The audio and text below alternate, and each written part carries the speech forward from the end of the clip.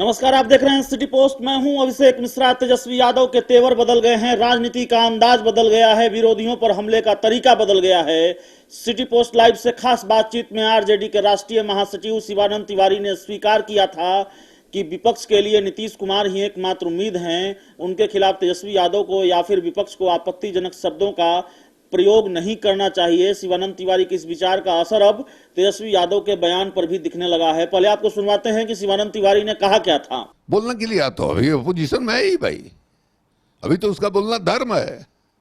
अब बोलने में आप भाषा के बारे में आप इतराज कर सकते हैं। हमको भी कभी कभी लगता है कि भाषा जो है वो मैंने उस तरह की भाषा नहीं बोलनी चाहिए, ऐसे भी नहीं है बोलनी चाहिए, वो एक अलग चीज है। लेकिन अपोजिशन का लीडर है, वो तो बोलेगा ही ना भाई। शिवानंद तिवारी ने यह कहा था कि विपक्ष में होते के नाते वो सरकार पर हमले तो कर रहे हैं, लेकिन आपत्तिजनक भाषा का इस्तेमाल कर रहे हैं। जब से सक्रिय राजनीति में तेजस्वी यादव दोबारा सक्रिय हुए तब से ही उनके तेवर बदले हुए हैं। वे मुख्यमंत्री नीतीश कुमार पर हमलावर हैं, लेकिन उनके लिए आपत्तिजनक शब्दों का प्रयोग नहीं कर रहे हैं। पीएम मोदी के प्रति जनमानस के बदलते मिजाज और बदल रही राजनीति के बीच उन्होंने अपनी रणनीति को भी बदल लिया है। 21 अगस्त को तेजस्वी यादव ने बिहार की राजनीति में दोबारा वापसी की है। तब से एक बार भी उन्होंने सीएम नीतीश कुमार के लिए आपत्तिजनक भाषा का प्रयोग नहीं किया है, वरना लोकसभा चुनाव के दौरान उनका कोई भी स्पीच उठाकर देख लें तो पलटू चाचा और चाचा 420 शब्द तो उनका तकिया कलाम हो गया था। हर सभा में सीएम नीतीश को आरजेडी से अलग होने के लिए कोसते रहते थे। वे अगर सवाल भी करते थे तो आदरणीय नीतीश जी, माननीय नीतीश जी, मुख्यमंत्री नीतीश जी जैसे संबोधन करते हैं। जाहिर है अब वे राजनीतिक संभावनाओं को ऐसी भाषा का प्रयोग करने से बच रहे हैं।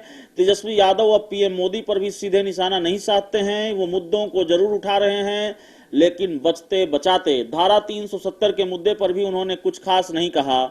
हालांकि इसे खत्म करने की प्रक्रिया पर सवाल जरूर उठाए। उन्होंने ट्रिपल तलाक कानून बनने के मसले पर भी ज्यादा कुछ नहीं बोला। इसमें भी खास बात यह रही कि पीएम मोदी को एक बार फिर टारगेट नहीं किया। जाहिर है तेजस्वी को अपने वोट बैंक की फिक्र तो है, लेकिन वे जनमानस के मिजाज को भी ताड़ गए हैं। बीते 3 सितंबर को पटना में जब अति पिछड़ा प्रकोष्ठ की बैठक हुई तो तय किया गया कि पंचायत से लेकर प्रदेश स्तर तक अति पिछड़ों को 60% भागीदारी दी जाएगी। उन्होंने यह भी कहा कि नया बिहार बनाना है तो सभी अति पिछड़ों को एकजुट होकर राष्ट्रीय जनता दल के झंडे के नीचे काम करना होगा। गौरतलब है कि पार्टी के राष्ट्रीय उपाध्यक्ष शिवानंद तिवारी तेजस्वी यादव पर एक खास जाति के लोगों के बीच घिरे रहने का आरोप लगा चुके हैं। उन्होंने कहा था कि तेजस्वी यादव एक ही जाति के लोगों से घिरे रहते हैं और दूसरी जातियों के लोग उनका मुंह ताकते रहते हैं, लेकिन लालू ऐसा नहीं करते थे। जाहिर है तेजस्वी यादव ने अपनी सियासी रणनीति भी बदल ली है। तेजस्वी यादव के हाल के वक्तव्यों, उनके ट्वीट्स और अन्य संबोधनों पर नजर डालें तो आप साफ पता लगता है कि अब वो किसी पर व्यक्तिगत हमला करने से बच रहे हैं। बीते दिनों मॉब लिंचिंग, बढ़ते अपराध और बिहार में बीजेपी जेडीयू के बीच बढ़ रही तकरार के मुद्दे तो उन्होंने उठाए हैं, लेकिन संयमित भाषा का इस्तेमाल किया है। जाहिर है वे अब ऐसी परिस्थिति कतई नहीं लाना चाहते जिससे उनकी नेगेटिव इमेज बन जाए। 21 अगस्त को पटना वापसी के बाद 23 अगस्त को तेजस्वी यादव ने अपने निर्वाचन क्षेत्र राघोपुर का दौरा किया।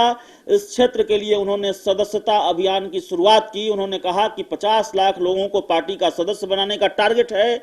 उन्होंने यह भी बताया कि पर्ची से सदस्य बनाने के साथ ही पार्टी ऑनलाइन सदस्यता अभियान भी चला रही है और युवाओं को जोड़ने पर जोर दे रही है। जाहिर है तेजस्वी यादव अपनी उस रणनीति पर चल रहे हैं जिससे आरजेडी को एक बार फिर खड़ा करने की कोशिश हो रही है, वह भी जमीनी स्तर पर। लोकसभा चुनाव में मिली हार के बाद पहली बार बिहार महागठबंधन की बैठक पटना में 27 अगस्त को हुई। पूर्व मुख्यमंत्री राबड़ी देवी के आवास पर आयोजित इस बैठक में बिहार महागठबंधन में शामिल सभी दलों के प्रतिनिधि मौजूद रहे। खास बात यह रही कि तेजस्वी को अनुभवहीन बताने वाले जीतनराम मांझी भी साथ दिखे। इसमें कई ज्वलंत मुद्दों पर विमर्श हुआ और साथ साथ चलने की बात हुई। जाहिर है तेजस्वी की वापसी के बाद महागठबंधन दलों का फिर एक मंच पर आना ही तेजस्वी की उपलब्धि मानी जा रही है। महागठबंधन के नेताओं का मनोबल बढ़ा है। इस खबर में इतना ही। अगर आपको हमारी खबर अच्छी लगे तो इसे अपने दोस्तों के साथ शेयर करें। हमारे YouTube चैनल को सब्सक्राइब करें, बेल आइकन जरूर दबा दें ताकि हमारी खबरें सबसे पहले आप तक पहुंचे।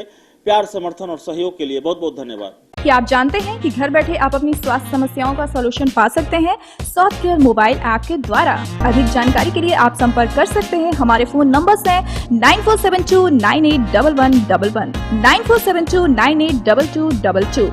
स्वास्थ्य care app, solution at your finger tips.